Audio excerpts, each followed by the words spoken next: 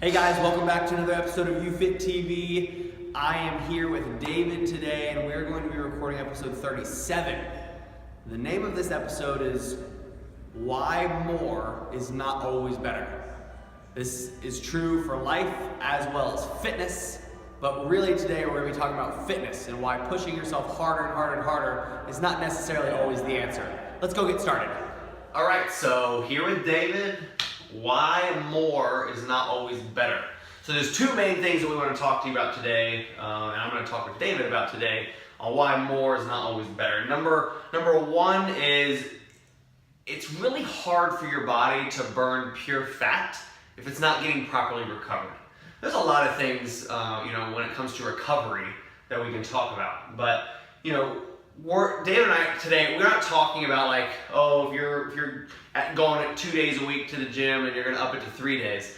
We're talking about if you're going 5, 6, 7 days a week and you're not giving your body any time to recover, in the sense of sleep, nutrition, just overall rest, right? Some off time. Right. So let's talk about real briefly, inside of recovery, if your body's not recovering, nutrition. Right?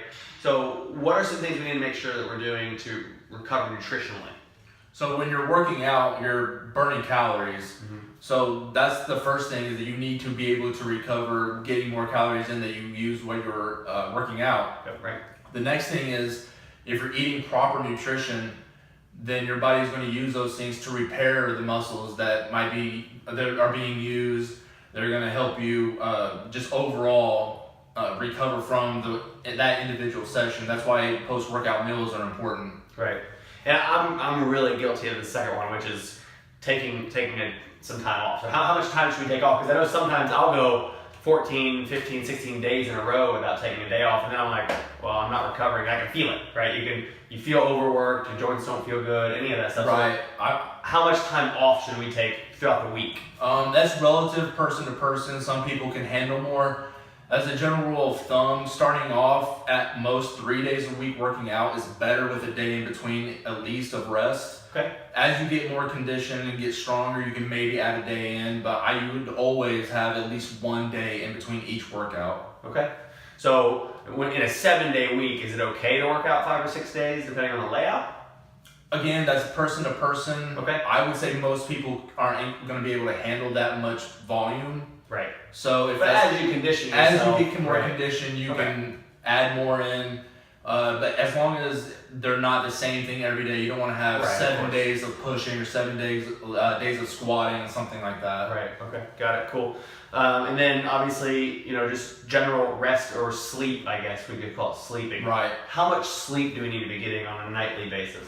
I say for most people, it needs to be 8 hours if you're not working out. If you are working out, if you can get an additional hour of sleep, that's better. I know some people's work schedule is... it's I'm not there. Some people's work schedule doesn't allow that. So an option, one of those days off, you don't have to work out or you don't have to get up early for work, just let yourself sleep in. Don't set an alarm. Just let yourself get the natural sleep that you need to get, and it should set you up to be more recovered. Gotcha. Okay, cool. And then obviously moving from, just getting properly recovered to what you're setting yourself up for if you are overtraining is injury. Right, exactly. So the second piece here would be, avoiding injury and really making sure that you don't hurt yourself. Exactly. Because more can cause injuries.